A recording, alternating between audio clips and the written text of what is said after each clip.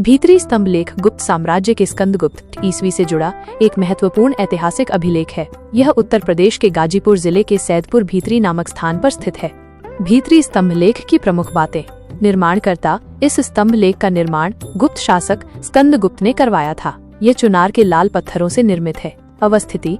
यह स्तंभ गाजीपुर जिले के भीतरी गांव में स्थित है, जो सैयदपुर से लगभग 5 किलोमीटर उत्तर पूर्व दिशा में है। भाषा और लिपि। इस लेख की भाषा संस्कृत है और इसे उत्तरी ब्राह्मी लिपि में लिखा गया है। इसका कुछ हिस्सा गद्य में और शेष पद्य में है। विषय वस्तु। भीतरी स्तंभ लेख में स्कंदगुप्त के शासनकाल और उनकी महत्वपूर्ण उपलब्धियों का विस्तृत विवरण मिलता है। यह विशेष रूप से पुष्यमित्रों और हूणों के साथ हुए उनके युद्धों और उन पर मिली विजय का उल्लेख करता है। इस लेख से पता चलता है कि जब सम्राट कुमारगुप्त प्रथम अपनी मरणासन्न अवस्था में थे, तब पुष्यमित्रों ने गुप्त साम्राज्य पर बर्बरतापूर्वक आक्रमण किया था।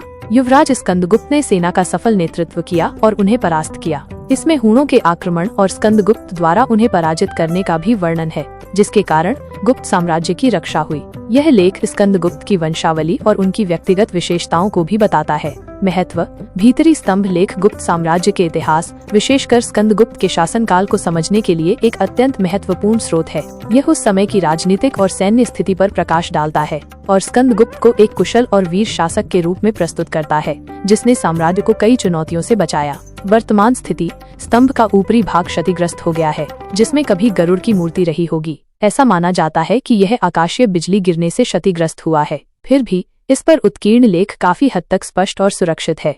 भीतरी स्तंभ लेख सिर्फ एक ऐतिहासिक स्मारक नहीं, बल्कि गुप्तकालीन भारत के एक महत्वपूर्ण दौर का जीवंत प्रमाण है।